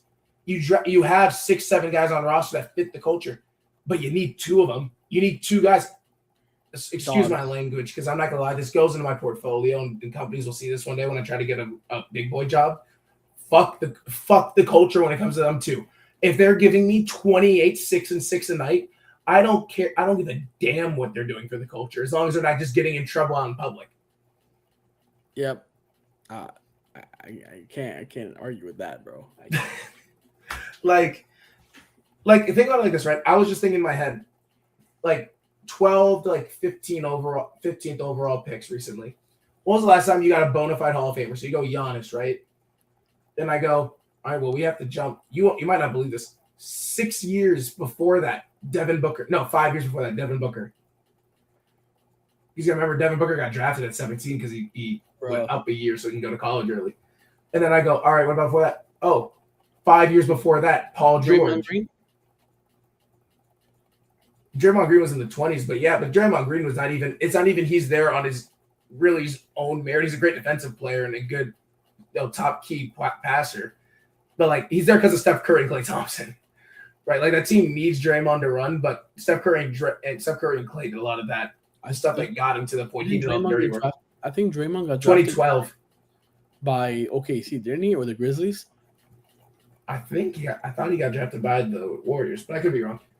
But I'm saying I'm talking about like guys that you would put on your team and go like, oh my God, they could be a number 1 or a number 2, and we could go win a title possibly with those guys on our team, right? Like these guys don't come around every day, so if you think there's a chance you have one, take the risk. Giannis, when he was drafted, was not a top 60 player in that draft. He was not, but his ceiling was top 3 in that draft. Like you got to be willing to take a risk. And we're in an organization that won't take a risk when we have every reason to take the risk. It's good. I'm just telling you right now, just based off the. Let me see. I'm looking right now the standings. The Miami Heat are 8th in the Eastern Conference. They're 1 game ahead of the Atlanta Hawks and a game and a half ahead of the Chicago Bulls. Tell them the record, bro. At this point, if I'm the Heat, like. Why am I gonna even try to make a run when I know that I'm gonna get blown out by either the Pistons? John, tell the people the record. What's the record? Oh yeah, sure. 20-19. Mediocre. And they lost. And let me just tell everybody, the Pacers are dead last in the Eastern Conference, and they just got blown out by them the other night. And I had bet on them on one of my parlays, and they ruined it because I thought, like, the Pacers are the worst team in the East. No way the Heat lose, right? No way. Yeah. And then they ruined my parlay. I can't even bet on NBA anymore because the Heat always have to screw it up. Even if it's a Heat player or just the Heat in general. Aren't the Pacers like 8-32? The Pacers are 9-31, yeah. Bro, they better make some trades. He better make some trades. Jaga, I'm gonna be honest. It's Pat Riley. People have been starting to say it like 3 years ago when the Jimmy Butler saga started happening. Like, hey, I don't know. I was on it later than some. I was on it like a little over a year and a half where I was just like, this just doesn't work anymore. It can't be him. And then when I saw the last draft, I said, he has to go. He has to. He looked like he was dead sitting in a chair in the practice facility. That last draft was so bad, bro. Yeah. So you couldn't even move up to get the person you wanted, bro. Literally, you couldn't get Walter Clayton. No, you know why? Nolan Torrey. Because he's wasted all of our draft picks. Bro, it's. I mean, we should have had that first round pick because of Terry Rozier. Which, by the way, whoever was happy about the Terry Rozier trade, no one. I was just like, okay. He's another version of Tyler Hero. Wow, and we already don't want Tyler Hero. He's just a better Kendrick Nunn to me. Where they literally just like. Yeah, but Kendrick Nunn would play defense. Kendrick Nunn would try to play defense. He would try at least. Terry Rozier wouldn't. That's another thing with Tyler Hero. He doesn't try on defense, bro. He's like, he got paid. He's Hollywood now. I don't want a star player that can't play defense, bro. Like I've been watching LeBron James play recently, and it's the same thing with a lot of other stars, where they would rather shoot and make points than actually play defense, and that pisses me off. I'm gonna be real though. LeBron, I give a pass. That dude does 50s damn near. If he wants to take a break on defense, then don't play. No, young guys get to work hard because he knows where the ball's going on offense. But it pisses me off when the guy. I'm not giving him a pass. I'm not giving LeBron a pass. No. I have a question, right? If you were electing like a tribe leader, there's like 20 of y'all, and you're electing a tribe leader, you'd want the guy that's seen the most stuff, that knows what's going on the most, and they're usually older, right? You want him there, and you want to make sure he's healthy, he's okay, he's ready to make the big decisions, ready to keep you guys going forward. Well, he can do that on the offensive end more than defensive end. The defense, you got to get low. You got to be quick side to side. The dude's 43. It's hard for him to do that. Bro, are you describing a Captain Irwin and Captain Levi situation, bro? No. But like, well, Irvin died at like in the show. Hey, like, he would have been like 30. Respect to him, bro. Respect to him. All right, bro. I'm not doing a scout salute right now. Jesus Christ. I'm doing yeah. You know, screw Pat Riley. Let Eric Spoelstra trade everyone as the GM for 1 year as himself. Hire me. Before we finish the show, what's your thoughts on the Mike McDaniel trade? Firing. Oh, well, I hope he traded him for first. No, not his fault. I said the same thing. Yeah. I've said this all year. I don't think he's the problem. I think he got screwed over by the NFL realizing that he cooked them and they banned what made his offense so good. And he still figured out how to make that offense pretty decent without the ban. Tua led the league in passing without that motion stuff. So, sorry, my voice is gone, by the way. That's why I sound like this. No worry, you're good. Can I be honest with you? Stephen Ross, we know, is the biggest liar in NFL history. Oh, book it. By the way, love the GM. Behind Roger Goodell. Yeah, love the GM they picked. Great GM pick. Now, what's pissing me off is they're not interviewing who I want from the Rams. Oh, they're interviewing Chris Shula. I want LaFleur. Oh. In the article I wrote, I said LaFleur is the perfect guy for this job. He's perfect. And, I understand wanting Chris Shula in.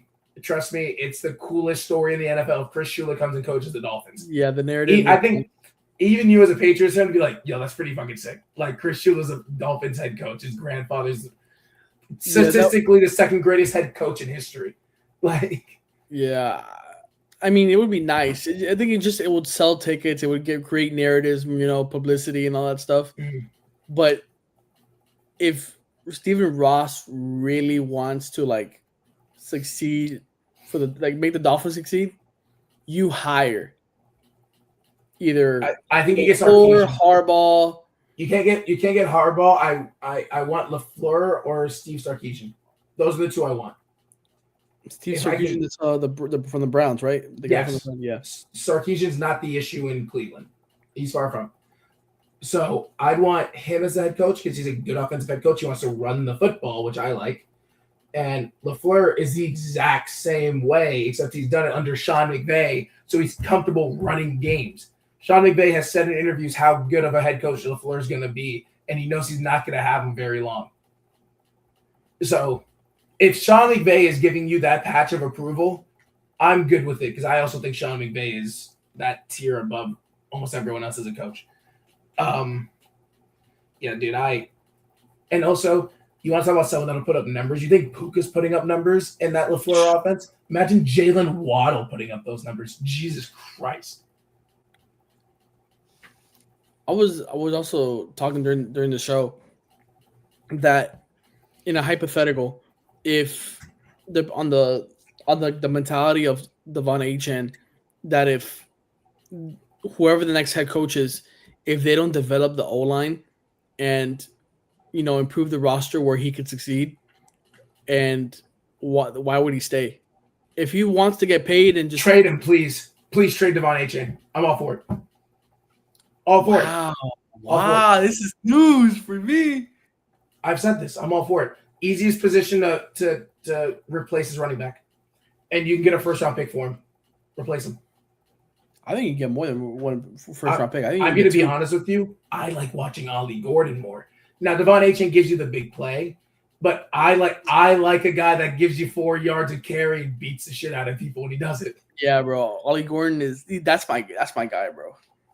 I wanted the Patriots to draft him just to have it as an extra running back, but the Dolphins got him, and I was like low key disappointed, but happy at the same time because I get And to guess watch what? him. If you go ask Dolphins fans, I'm going to be honest. It's 11:40, so I'm not going to call him. I'm going to ask him, who do you like more, Devon Achane or Ollie Gordon? He's a Dolphins fan. I haven't talked to him about this subject in months. He would say Ollie Gordon right now. It's just because of the way he runs, it feels like we're doing something positive every time he gets on the field, which, by the way, we really don't because we're not that good at interior blocking. But it just something always good happens after it. Now, that could be Devon Achane, or it could be him out there. It could be a pass. But, it's just when you have that big running back that can just go down the middle and lay into a linebacker, and if he does it 10 times a game, guess what? That linebacker doesn't want to meet him in the B gap anymore. It doesn't feel good. So, I mean, I would trade Devon Achane if someone offers me a first and a second. I'd happily. Damn. Hey, everybody, you heard it here first. Blake would trade Devon Achane, bro, in a second. I have a question. Jaka, I have a genuine question. What would someone have to offer you right now for Travion Henderson? There you go. Yep, he's on. Ooh. It can't be that much. He could potentially be rookie offensive player of the year. Oh, it doesn't matter. They're so easy to replace. With that speed, and he can block too. Think about it like this, Jaka. Ollie Gordon was a 6th-round pick, and I'm ready to get rid of a 2nd-round pick running back for him.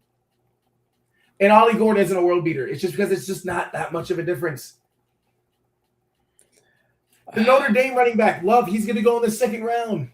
I will say, even though Travion Henderson is my guy, I love Travion Henderson.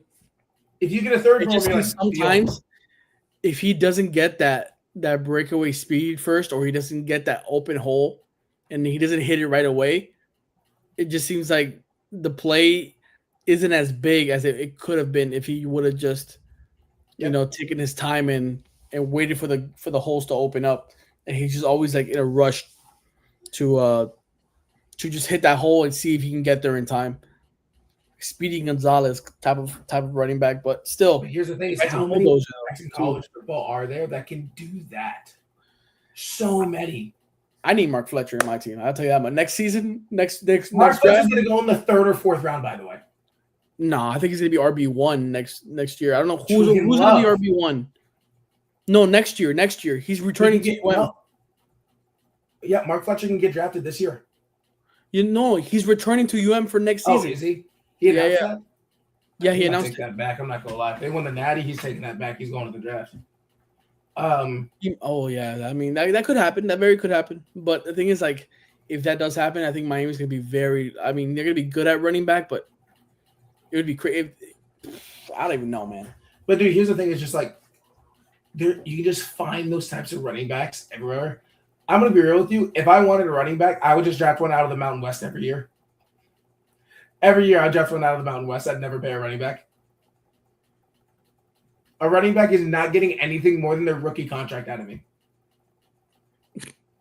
Think about how many running backs in the NFL are realistically should have fulfilled their 2nd and 3rd contract to the fullest extent in the NFL right now. McCaffrey. Yeah. We always talk about how injured he is, but we'll say McCaffrey because he's awesome. Barkley, Henry, 3. Those are the top. Yeah, those are the top 3.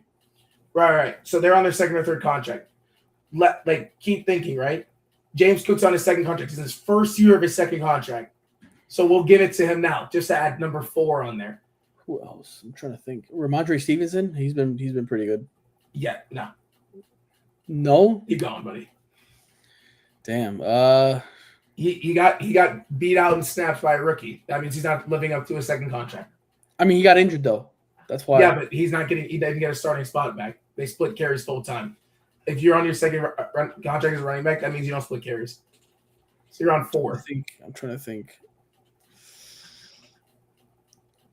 I mean, James Conner has been pretty good until he got injured. But his 2nd contract was the same price as his 1st contract. He's not getting paid a shit ton of money.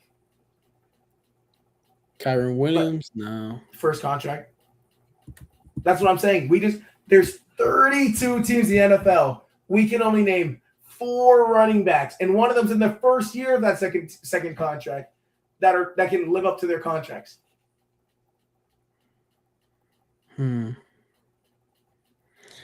I don't know. Bengals, no. Steelers, no. Ravens, no. Browns, no. Then you go Jahmyr Gibbs, first contract. David Montgomery, he's on his second contract, but he's a backup running back. Wouldn't say he's living up to that. He's a good running back, but if you're not getting enough carries, it doesn't matter. You want to say Nick Chubb? Anymore, no. But here's the thing: is that contract? That's not like a second contract. That's, hey, bro, you blew out your knee. Let's see if you still got it, kid. Like, it's just it's a position where you get 5 years, 95% of the time.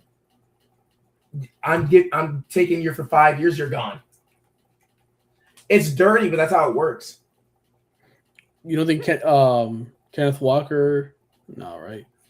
I love Kenneth Walker. I think Kenneth Walker's on the only team that he's not a top 5 running back in the NFL. And I think that's just because they drafted Zach Charbonnet and were like, yo, we need him to get touches. I would have said I begged for us to pick him in the second round. His draft, I begged it. I didn't want Devon H. I wanted Kenneth Walker, and I think that was we will forever be screwed because we didn't get Kenneth Walker, because he would have fit that McDaniel offense perfect. Well, that doesn't matter because McDaniels is gone. Who do you think is going to be the next head coach? I had to guess right now, Chris Shula. If I got to pick, Mike LaFleur. Let's say if it's LaFleur, do you think he'll stick with Quinn Ewers at quarterback or Tua at quarterback, or do you think they just scrap it all and then just try again? It kind of depends. I think it more depends on what Stephen Ross really wants out of it. If Stephen Ross is like, hey, I want to try and see if I can get a playoff spot, which I don't know why he would think that, then I think you go and you ask for Jameis Winston. Jameis Winston? Just because he gives you the high end, but it's a low floor. Like, it's something. You went for Joe Flacco? Please no. I've already done a Jay Cutler. I don't want Joe Flacco. I would. The last thing I'm doing is playing Tua now because you benched him. McDaniels benched him. Stephen Ross benched him. That could also be until that comes out. I'm going to say something, and if you're watching this, I can't see how many viewers or the chat or anything because I'm not signed into our main account. Yeah, don't worry. If you don't know how it works, if you're a quarterback they draft in the first round and they're paying a big contract to, the owner says if you're sitting. So the head coach doesn't get say in that one. The owner does. And if Tua got benched, it's because Stephen Ross said, yeah, that's okay. Do you think they buy Tua out of his contract, or do they trade him away? Okay, so if you want to see my main thoughts on all this, you can go look at my article on our blog page. I wrote a whole article about this. It doesn't make sense to buy him out until the start of the start of the 27 season. So not the season upcoming, the one after. So 2 years from now. Because the cap hit, it's a lot. Oh my God. If you think 60 million next year's bad, it would be 74 if you cut it. Dang. Yeah. So, and then next year would be 64.5 million cap hit. Now, I'm not one for it's not even a cap, it's just dead cap. No. I'm just saying, I know that there's that clause that if he continues to like get injured or anything, that they can just clear him out and say like, oh yeah, we're gonna cancel your contract because you're a risk to your own health. But I'm not even gonna get into that because as a person, he has 2 little kids, he has a wife at home. Like, I think what's best for him is, dude, you got a payday. If they buy you out, go home. just go home. You got 2 little kids. You have a wife. You have too many health issues now. Just go home and be with them. Because Tua is 27 years old. Yeah. Like, dude, you got a long life. Don't risk it. Don't risk it. You got the money now. That's just my opinion. That's just one guy that's in his bedroom with a ripped up chair's opinion. Yeah, I got Captain America behind me, and I got Netflix in front of me too. I got a hockey glove and hockey skates right here. I've got One Piece. All right, this guy. I know. Is there anything else that I missed since you were absent? Oh, I love the Gohan in the background. Yeah. What else? I've been here keeping up. Daniel just said, "Hey, we're not doing shows till January 12th." So I was like, "Oh, damn," because I've been free to do shows. I finally had time because I wasn't doing school. Well, if you want, you can join me on Friday at like 10:30 because we're gonna be doing the plug picks. Picks of the week, bro. You guys, you flaked on me the last time because of your mic. Yeah, I don't know what was happening with my mic. I'm gonna be honest with you, Jaka. I refuse to join that show right now. The last 3 weeks, I have lost about $150 gambling, and let's see if I have one. I'll see if I have my last loss. I can show you guys. It's okay because it's not your money; it's my money. No, it's my money. On the show, it's my money. Yeah, but then I don't get the winning, so I don't care. No, yeah, I do. Yeah, whatever we win, I split it. Oh. Yeah, I'm going on. All right, yeah, like we cash out 10. If we cash out 10K, I split it with all the guys. Bro, look, you think that's crazy, bro? Look at this. I did it. I did one just for today, just for college basketball for Monday night, where all the Division 1s and 2s are playing. You want to see a tough bet? What the? It's kind of blurry. It's over 5 on teams to win that day. I picked 4 favorites. Oh my god, they all failed. Yeah, bro, I literally put all college basketball, and I lost. I think 4 of them. Some came down to the wire, but I won majority of them. But that's it. Jesus Christ! Let me see if I have anything good here. I have a couple decent ones, but. Yeah, I got nothing too crazy. This is a good one. This was a really good one. So this was $10, 6-leg parlay with 50% profit boost at plus 1,200. Okay. They took away one of Carter Verhaeghe's shots, so he didn't get 2 shots, which is what I needed. And then the Hurricanes got their 4th goal taken off the board, which would have let it cash. Oh, okay. Carolina Hurricanes. Okay. Yeah. So that's what I've been going through lately. Kind of want to. This was on that Thursday night earlier in the season against the 49ers and the Rams. I hit I just came back from working, and I was like, let me watch the game. Let me see what's going on. And I totally forgot about the parlay, and I was just like, let me check what's going on. I haven't even checked anything. Bro, they all hit. Look at that cash out. Oh, damn. Bro, I was hyped as hell, bro. And the game went into overtime, and I needed Kyron Williams and Christian McCaffrey to go under rushing yards, and I needed Tutu. I think it was Tutu Atwell to get 2 receptions. He had 1 in the second quarter, and then the rest of the game, he would not get a target. He would not get a target. Yeah. And then at the end of almost the very end of the 4th quarter, I kid you not, Blake, Matthew Stafford with a bomb. Damn. To Tutu, and he catches it. Boom. I was literally jumping out of my seat. I swear. That's crazy.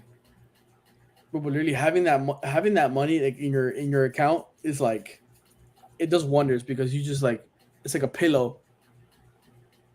Dude, oh my God.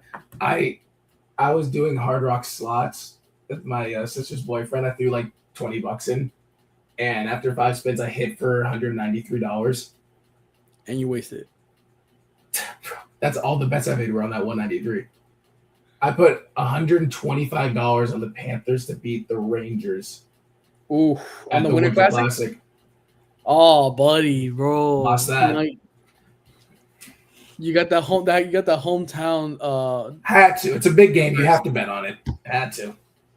Dude, they were minus 240. I was like, yeah, I gotta go for it. You could have made your money on the Texas A&M and Ohio State games because Miami wasn't favored. Yeah, but I thought we were gonna lose to Ohio State, and I was scared. Loki, we made Ohio State our bitches, though. I'm not gonna lie. Well, Michael Irvin did. He took his belt off and everything. Bro, when Julian Saiyan threw that pick six, I was like, Super Saiyan. I'm saying, I don't know. It sounds like I went Super Saiyan earlier with my voice. Bro, we're like, no. Bro, that was awesome. Well, that's gonna be the end of the show tonight, guys. Don't forget to tune in throughout the week for all of our shows with Blake and Brandon and Isaac and Daniel and all the guys here. I'm gonna add all of our socials so if you want to follow us on and track our stuff. This whole week leading up to the national championship, I'm gonna be tweeting out, reposting a bunch of stuff. Any news that comes out for any Canes, I will. You follow me on Canes Don't Stop. I will be posting the whole thing, like nonstop. Let's go. I've been busy. The Panthers won 4-3. There's another road win, maybe. Come on. Hey, let's go Panthers. I will be on Plug Picks like around 10:30 on Friday night. Blake says he's gonna join me, so he's gonna join me. Possibly we might get Brandon or Daniel to show up. I know Brandon is gonna be working, but again, I want to thank all of you for following and supporting us throughout this whole thing. I hope you guys have all a great 2026. We will not be having a show on Monday the 19th due to the national championship again. And I want to thanks everybody. Don't forget to support the troops. Blake, anything else? Yeah. The classes are starting, but I've now put them in a way to where I now have Sundays completely available. So now I won't be falling asleep on Sunday. I'll be able to do my podcast. Let's go. He's back. It's going to be fun. We're actually going to have a lot of fun. I now have a committee of people. There's 7 of us, including me. And so we're going to have a committee every week, rank the top 12 teams in hockey. And that'll probably change every single week because you know how we are. Everyone in the committee is under the age of 30, so we all change our minds all the time, except me because I'm stubborn as shit. We're bringing back Beast of the Week. Everyone that I knew watched it that would text me about it. Loved that segment. It's literally just us hyping one random guy in the NHL. Not random. If you watch hockey, you know him. But it's not like we're not saying Connor McDavid because he's on an 18-game point streak. He's Beast of the Week. No. We're talking about guys like Boogie Cousins, Nick Cousins, having 6 points in 2 games with 4 goals. He's Beast of the Week. So, it's a lot of fun over there. We talk hockey and there was a lot of big trades, which I didn't get to do a show for because I was going to sleep so I could get to school or go to work. But now we fixed it up so we can get back because I was pissed I didn't get to talk about that Quinn Hughes trade. All right, you guys heard it. It's called One Timers, correct? Yeah, one-timers, baby. One-timers, guys, on Sundays. So we're going to keep all of you guys posted on our socials. And thanks again for always supporting us, and have a great day. And let's go, baby. Support the troops.